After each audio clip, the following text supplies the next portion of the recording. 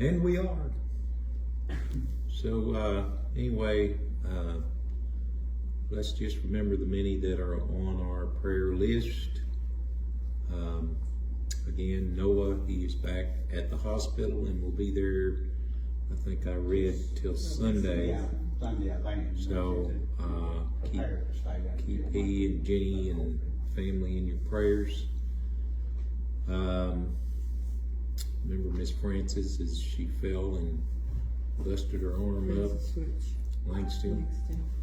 Remember Jerry and Frances Moody, Glenn and Oreen James, Winchester family, Amos Moore, Hurt family, Barnes family, Tara Sewell, and Wayne Helms. Those are the ones that we added Sunday, and Wayne we added tonight. So Ginger's parents have COVID, but they are doing better. So keep them in your prayers. Pablo goes to get an MRI and then see the neurologist tomorrow, so keep him in your prayers. Again, Miss Linda and Hale and family, remember them, as she has kind of been up and down. So right now she's up from what she was. So again, keep them in your prayers. Anyone else we need to put on the prayer list? Anyone? All right. Well, again, just keep everyone in your prayers. Schools are fixing to start back up. I know some teachers have been going to workshops and things. So Leslie starts contract work next week and then teaching the following week. So she's, as you can see, she's kind of so sad.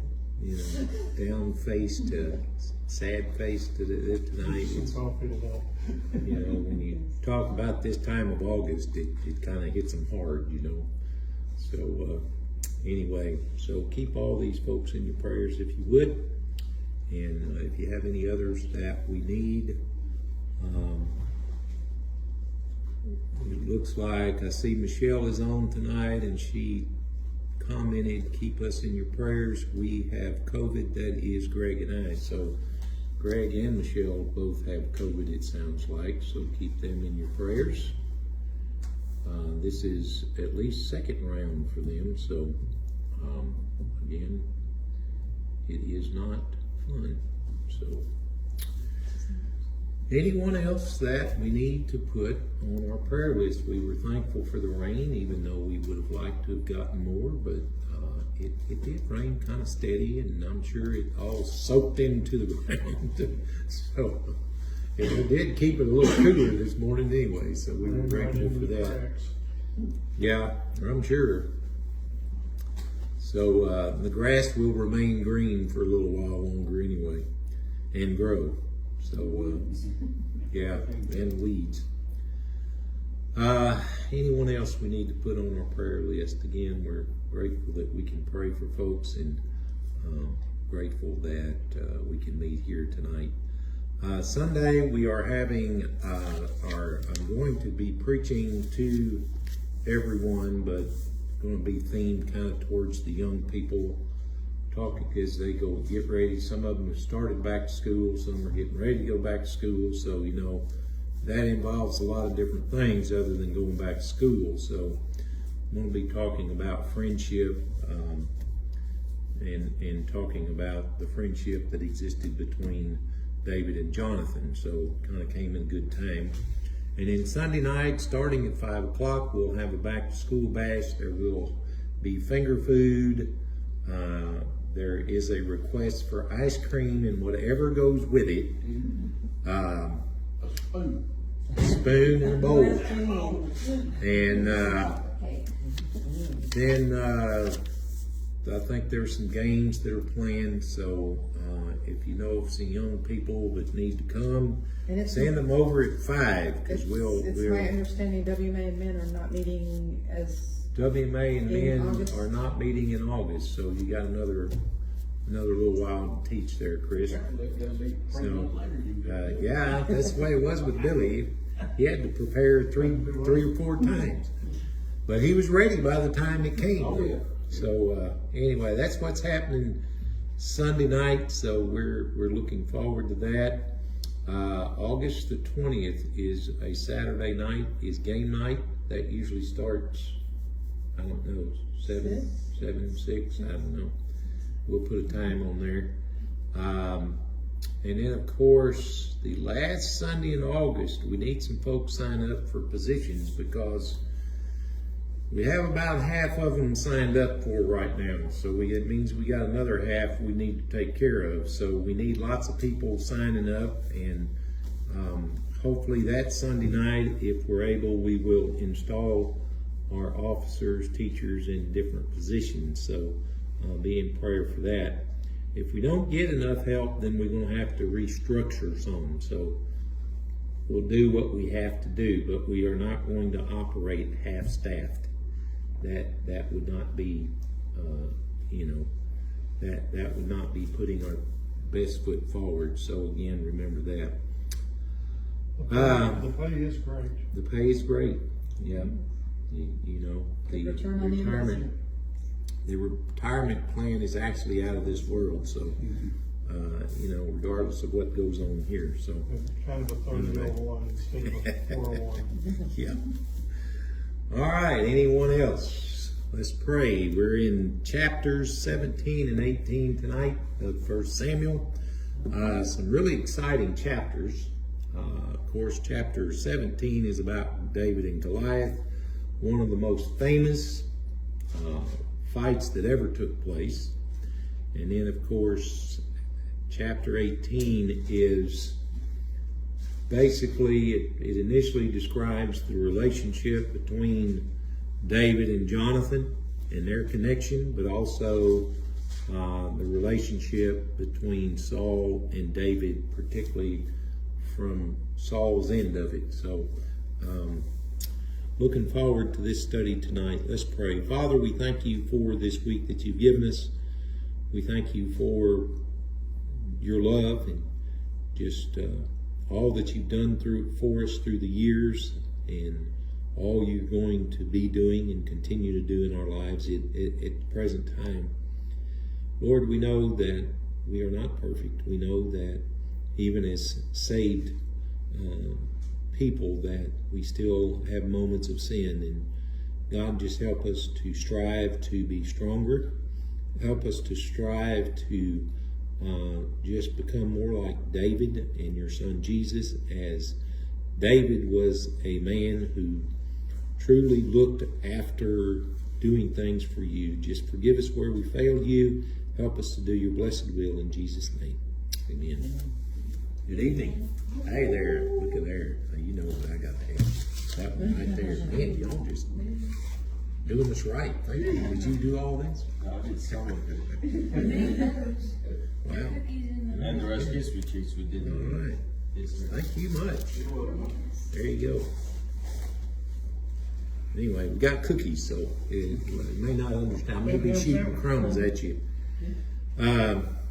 So, do we have any comments, questions, anything about chapter 16 or 17? Again, 17 or 18. 17 or 18, I'm sorry. I preached on chapter 17 16 last week. No, 17 last week. So I should be on that one. 17 and 18, any questions on those two chapters? I know our mouths are full, so we may be a little more quiet. But 17 and 18, good stuff. We should know much of the content of chapter 17 in particular, because again, it is the battle that David had with Goliath. And so, do we have any comments or questions on chapter 17? Well, I wasn't here for your sermon on Sunday, so forgive me if I repeat. You know, I think the Philistines knew that Goliath's size alone was going to be intimidating, and then he had all this heavy armor, and he came out voicing a challenge, and it left the Israelites fearful and confused, and it resulted in them not doing anything. I mean, inaction. And I think that's a powerful enemy today that the devil uses against believers, is trying to intimidate us or scare us into not doing anything, not taking action. And he accomplishes that many Yeah. times.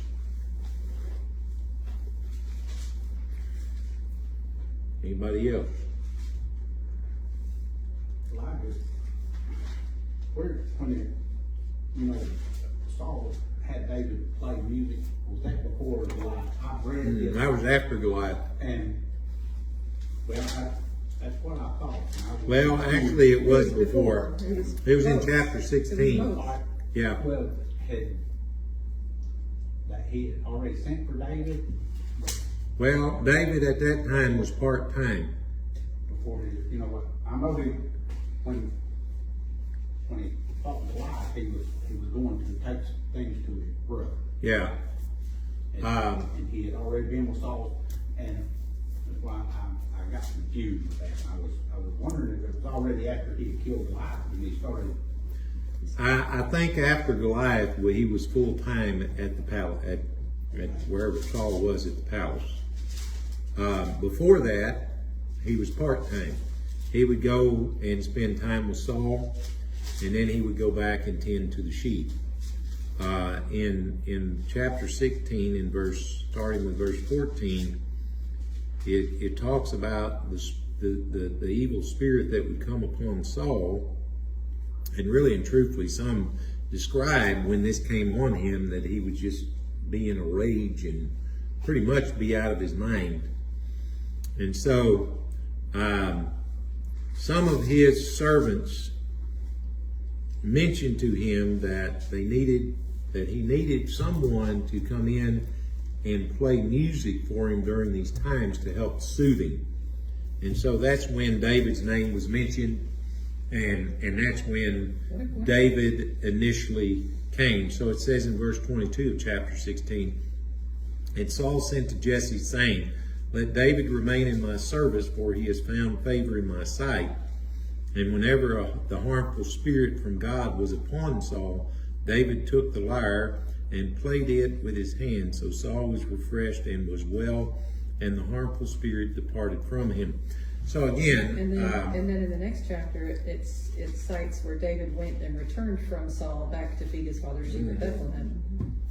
so we see that David may have stayed some days in with Saul, but then he would go back and tend to the sheep. Because again, it's assumed that David's family was not rich; they were not wealthy. Because one of the sons was tending the sheep, and so obviously they didn't have servants that was able to do that. So David, being the youngest, was still the one that would do that. So anyway, it started before, it started after Saul was having these fits of rage and that kind of thing, and then that's when David began playing. And then, of course, in between times, when the Israelites were at war, David was back home tending the sheep. So, With David, this is the first time that the slingshot was mentioned as a weapon. yes, it is. But it is believed that this was not the first time he used it. Yeah, he used it when he was protecting the sheep. He used against, Lion and the bear. Yeah. okay. But what hit me was the sword and the spear, and with armor, was the conventional weapon. Uh-huh. David brought a slingshot. To a sword fight.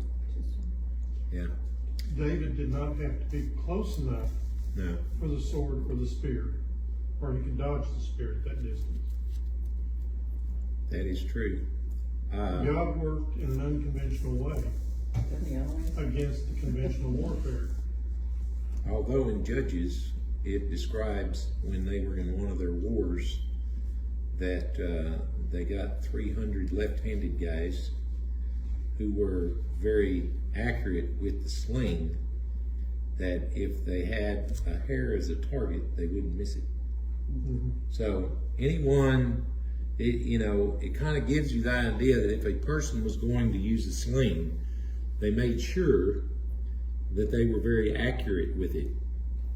And so it's believed that, of course, David, tending sheep, had a lot of time on his hands. Yeah.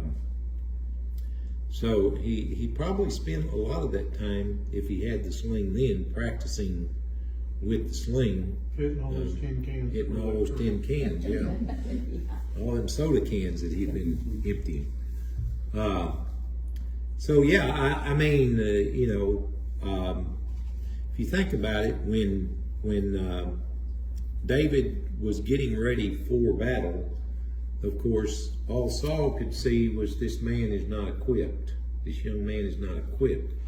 And so he tried to give him his own armor and sword and that kind of stuff. But what was the problem there?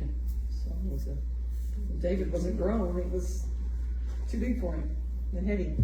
Well, Saul was was head and shoulders taller than anybody else in Israel. So right there and then you can see that his armor would not fit him, and therefore David couldn't move in it. God was going to use David as David was. David didn't need to find somebody else's armor in order to fight Goliath. God already had this. And so, even though it seems like a stone in a leather pouch, how in the world can that possibly work? Well, God can use anything, right? I mean, he used a talking donkey to save a person's life. He can certainly use a stone to kill a giant. And so, like I said Sunday, this was not a fair fight. Goliath was 9-footish.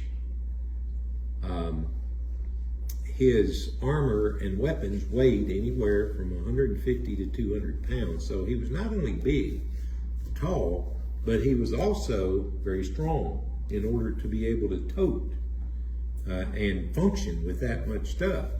And he had an armor bearer, or a shield bearer with him. And so, physically speaking, it looked like there was 2 against 1, right? But you don't bring a knife to a slingshot fight. Exactly. And David was not alone. God was with him. And therefore, it was an unfair fight because Goliath and his shield bearer were outmanned.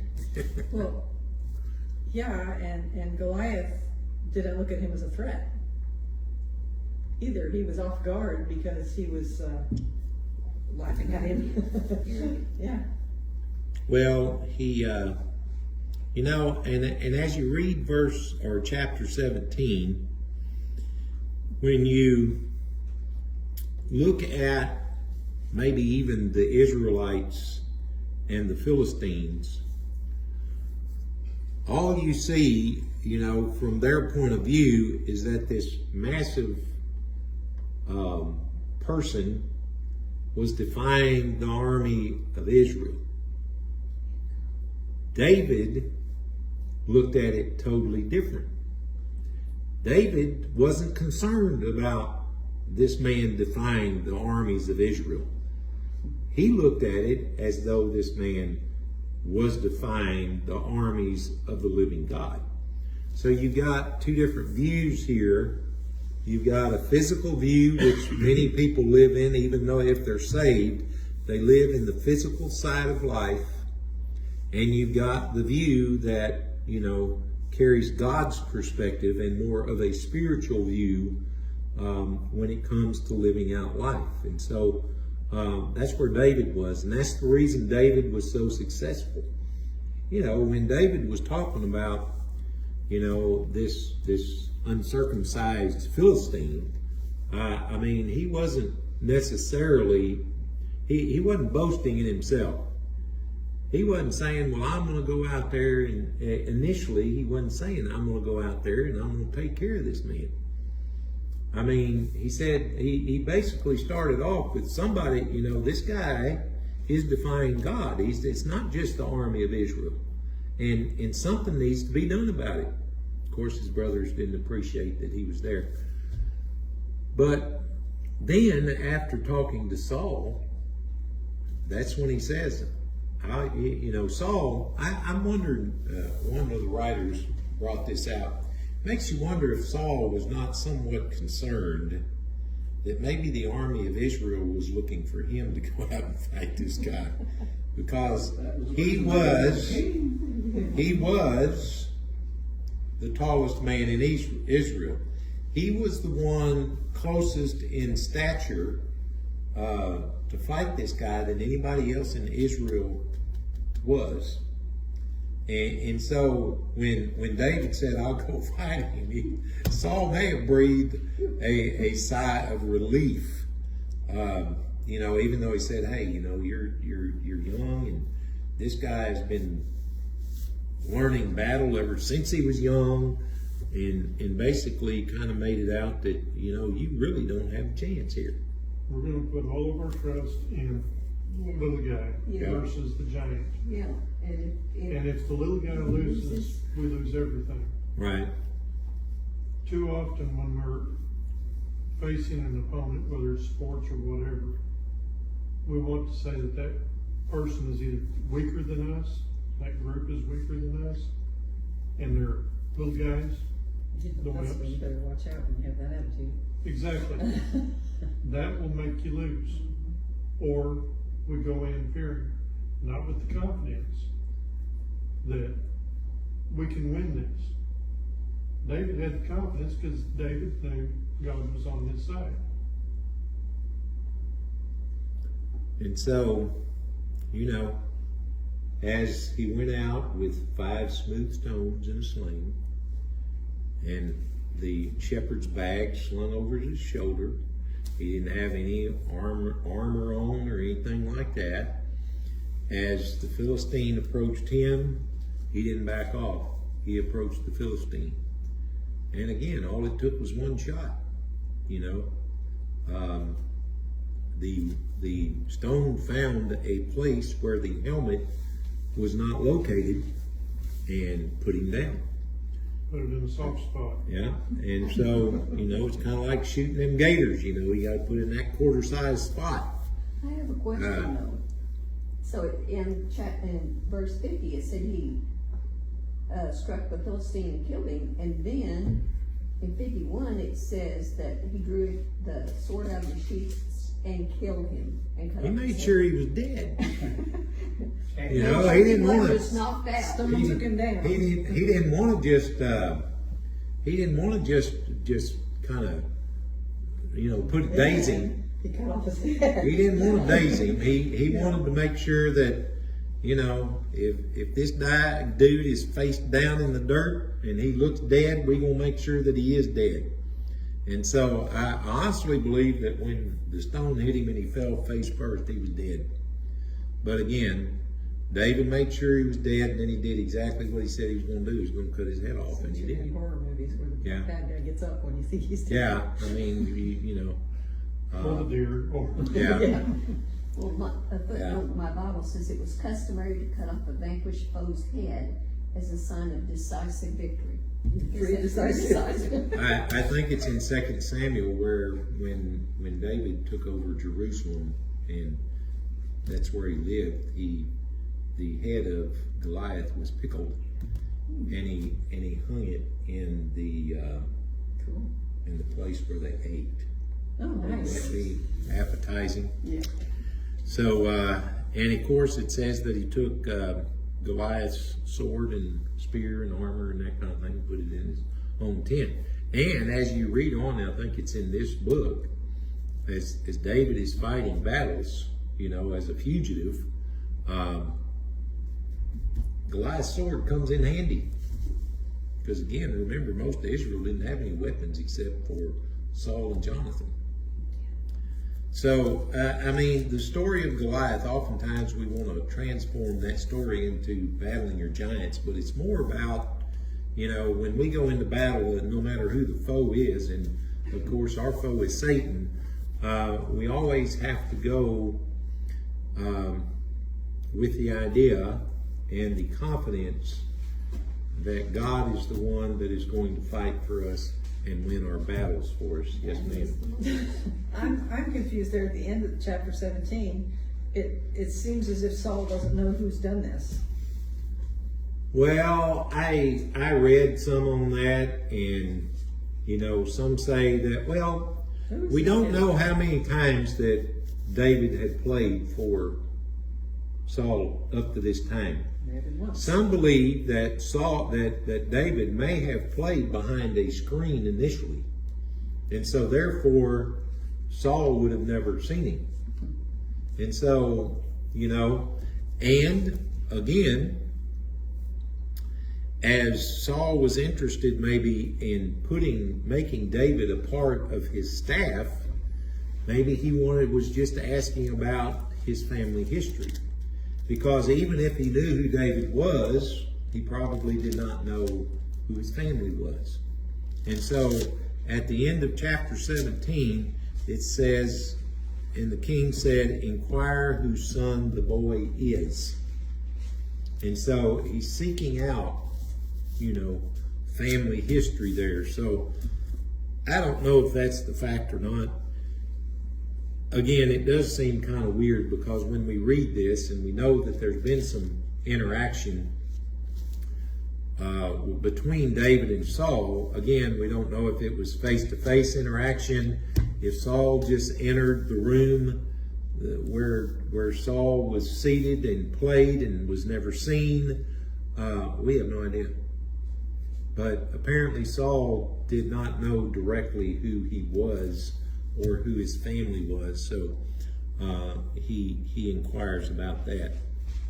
Does that help any? Sorry. Yeah, I'm sorry, I don't know what else to tell you. Some things we just don't know. Well, back in chapter 16, his servants, verse 17. So Saul said to his servants, "Provide me a man who could play." In verse 18, one of the young men answered, "Behold, I've seen the son of Jesse the Bethlehemite, who is skillful in playing." But He knew who was playing for him. Maybe he hadn't seen him. maybe he But hadn't. it says Saul. And then again, David came to Saul and stood before him. think about all the people that Saul dealt with. And in this instant, It wasn't unremarkable that Yeah. the king would forget somebody name.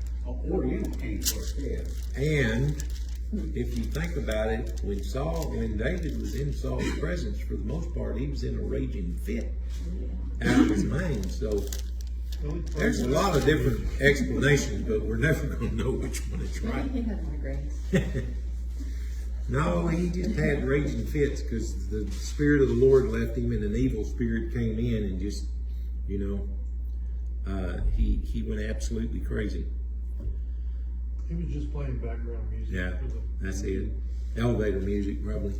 I'd go into a screaming rage if I had to listen to that all day long, too. So, anything else about 17? Again, the main part of this, or main thing we ought to get out of 17, is David's attitude when it came to anything that went on in his life, is he gave God the glory. And he knew that it was God that was operating through him in order to allow him to do what he did. So, initially when Saul became king and the Spirit of God rushed upon him, he was a pretty valiant warrior. He had a military mind. But now that the Spirit of the Lord had left him, he was more or less a coward because he didn't have that confidence that he had at one time.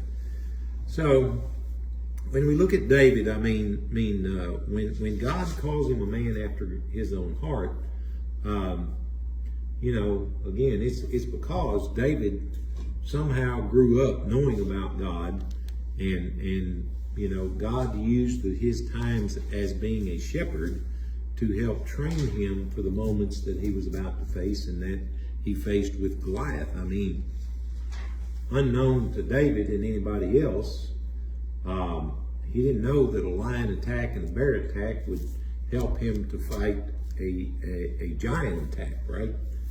And so he knew that he had to depend on God to win those battles. And that's exactly what he did. And basically, you know, until after sometime that he became king, I mean, David continually depended on the Lord in all that he did. Otherwise, he'd have never had as much success as he did. I'm kind of getting over into chapter 18, but anyway. Anything else from chapter 17? Anything? All right, what about chapter 18? Do you know the age difference between Jonathan and David? Well, one writer says there might have been 5 years difference, Jonathan being the older. But basically they were about the same age. Apparently they were about the same size too. Yeah. Because when he gave him his robe and his sword and his armor, it all fit. And David took it. But I mean, that's, you know, when you read about starting in chapter 18, I mean, it's a pretty incredible story, you know, because there's a lot of things going on there that could have made their friendship impossible. You know, first of all, Jonathan was the crown prince. He was, in the eyes of society and the way things worked in a royal family, he was next in line for the throne. And yet David had already been anointed the next king. So that could have been a problem right there. You know, Jonathan could have been defensive and not desired to take any chance about, you know, anyone else taking over his spot. On the other side of the coin, David may have known by this time that he was going to be the next king and could have started forcing his way in to be the next king, you know. So there was a lot of things that went on, but instead it says as soon as David finished speaking to Saul, the soul of Jonathan was knit to the soul of David, and Jonathan loved him as his own soul. And Saul took him that day and would not let him return to his father's house. Then Jonathan made a covenant with David because he loved him as his own soul. And Jonathan stripped himself of the robe that was on him and gave it to David, and his armor and even his sword and his bow and his belt. So what do you make out of those particular verses? I think in a way it was not the same as when Samuel anointed David, but it's Jonathan recognizing that, you know, he's going to be king. It very well could be, or some believe that this could be, you know, Jonathan handing over the royal stuff could be a guarantee of the covenant of the you know, the friend covenant that they made with one another.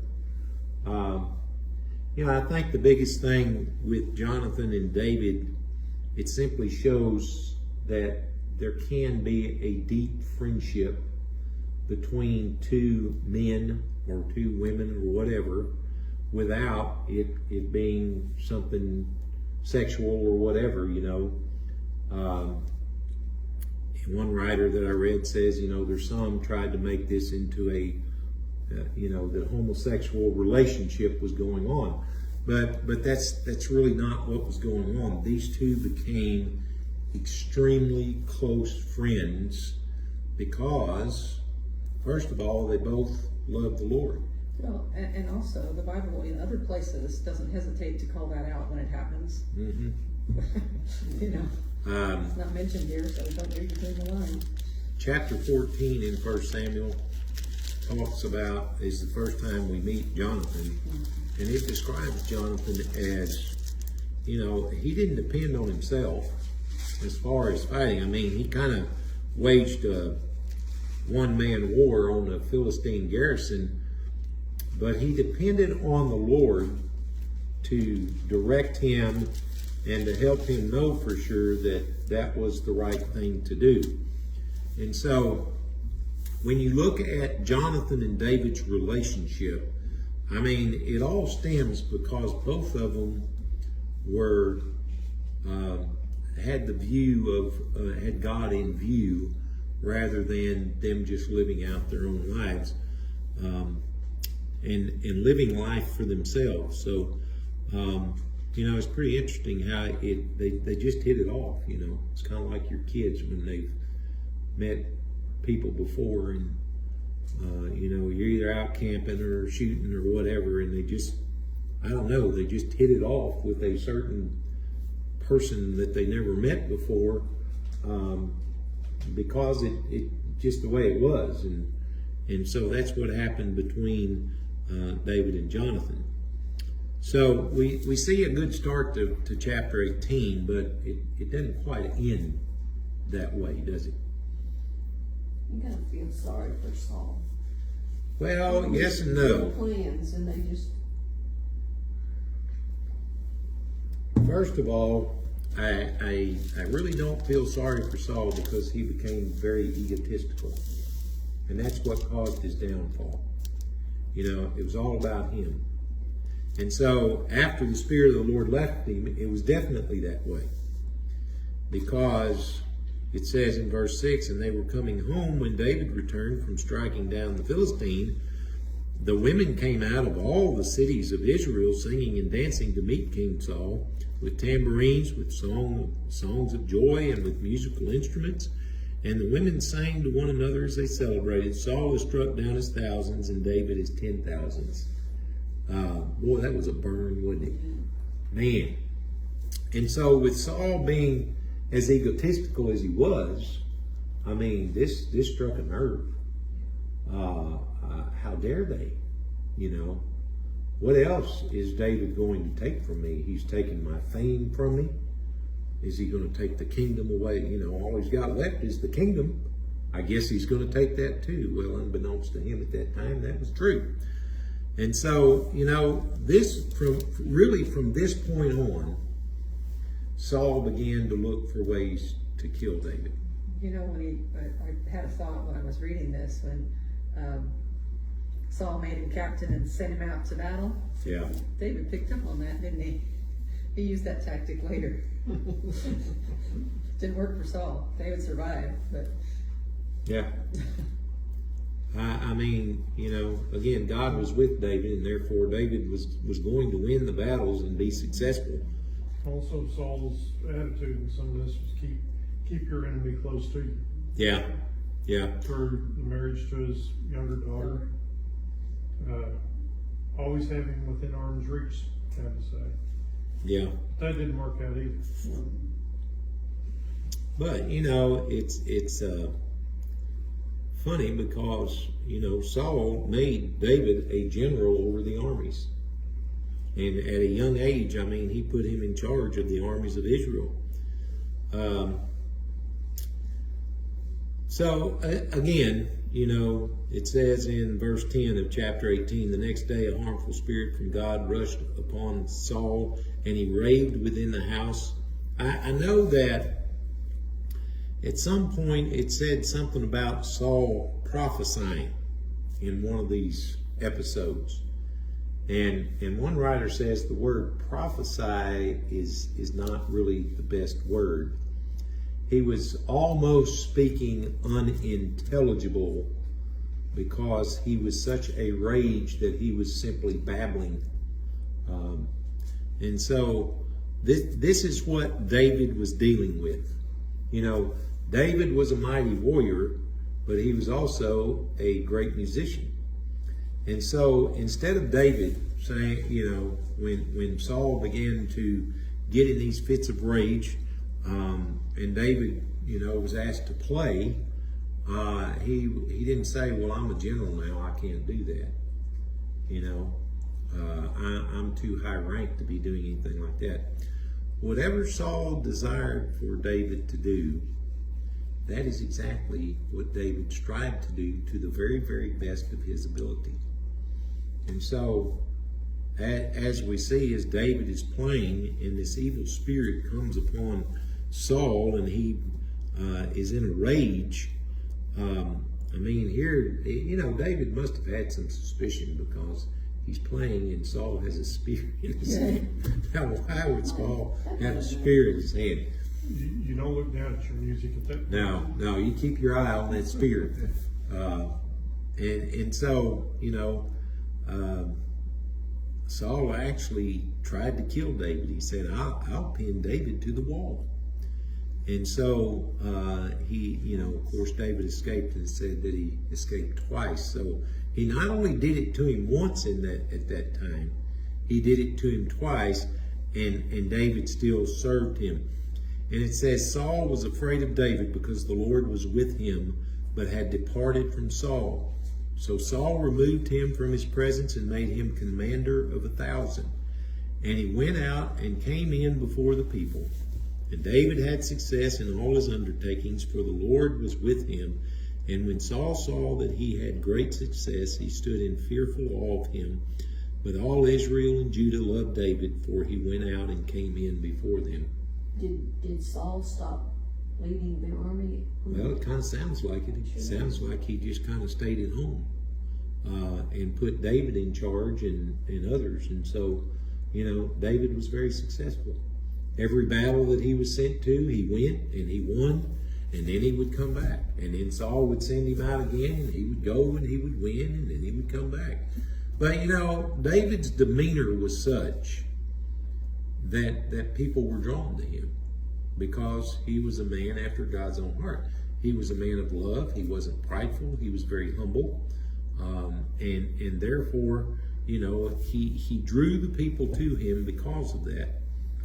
But yet Saul still had in his mind at this time, I'm going to kill him. And so Saul was very manipulative. Everything that he did with David was in manipulation to try to kill him, right? Or at least cause him to where he would be vulnerable.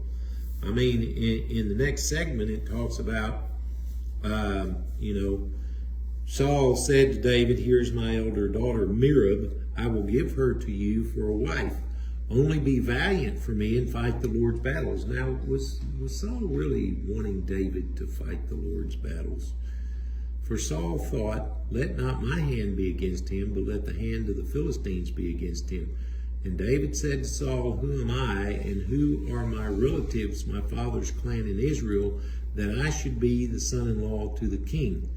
But at the time when Merab, Saul's daughter, should have been given to David, she was given to Adriel the Maholathite for a wife. So here Saul is playing a mind game again, right? Back when he fought Goliath, the deal was that whoever killed Goliath was going to be a rich man. He was going to be, Saul would give him his daughter, and the family would not have to pay the taxes to the king. Well, why do you think that Saul basically refused to marry the oldest daughter? David refused. David. He did. He didn't feel like his background was good enough for him. It was background, and it was the fact that when you married someone, you offered a dowry to the family of the bride, and the higher in society that they were, the greater the dowry. So David knew, he was from a poor family, and he knew there was no way that the dowry could be paid.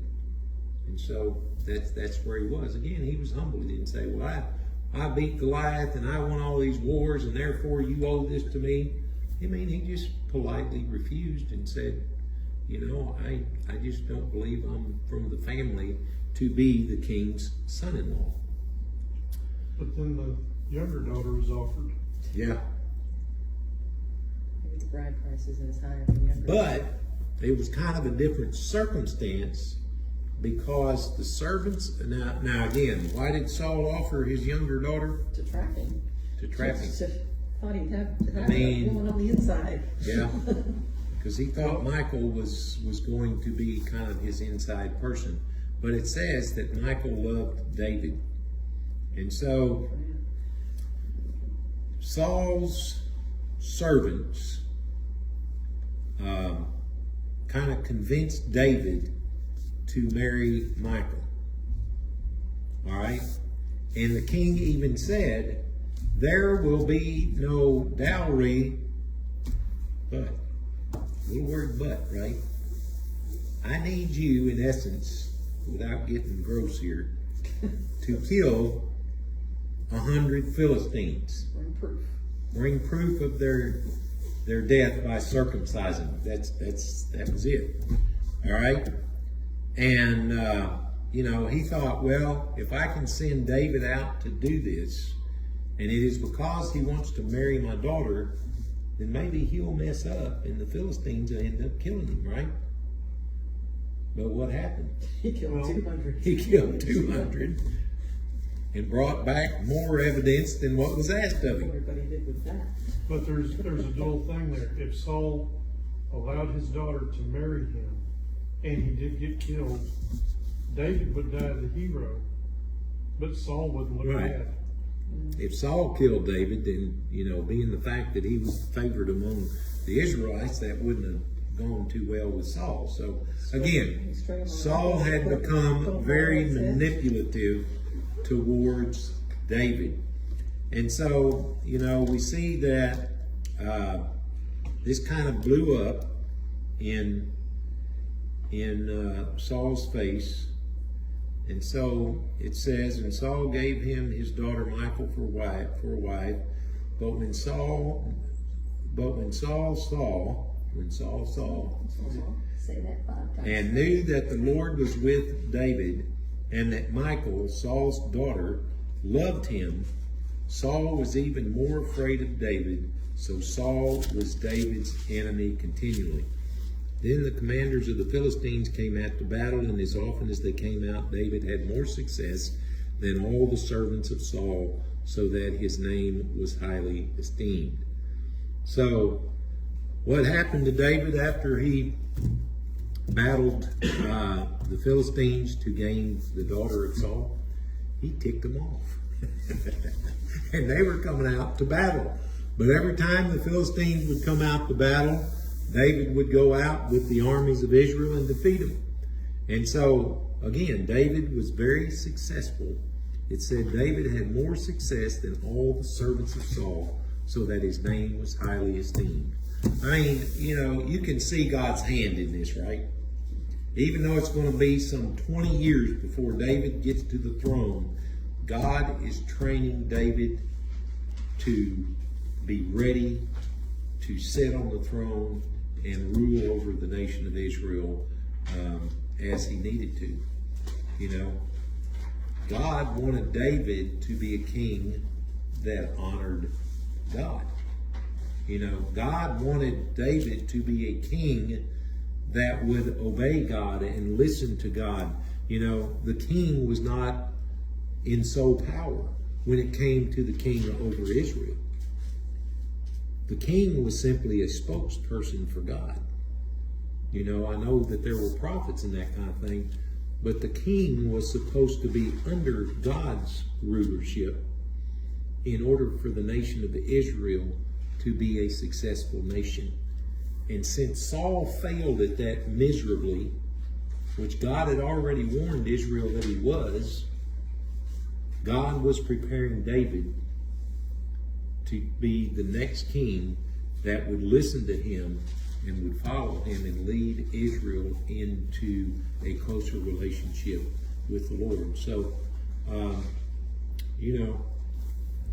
we can take a great lesson from that, because really and truthfully, that's all God wants from us today, isn't it?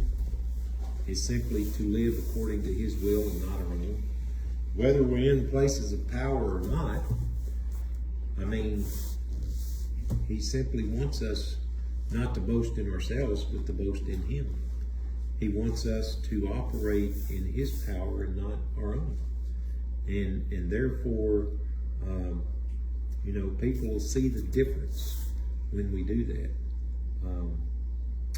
And so, you know, David was a great man. You know, it's sometimes it's hard for us to see that because we have the complete story. See, the Bible didn't leave out the bad parts. You know, David's life didn't end well. You know, pretty much went downhill after his episode with Bathsheba. I mean, the family was a royal mess.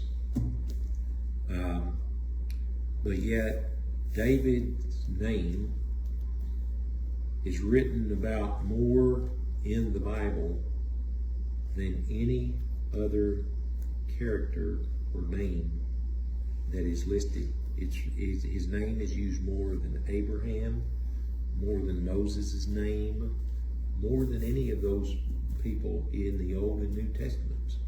And so obviously David did some things right, even though he made some mistakes.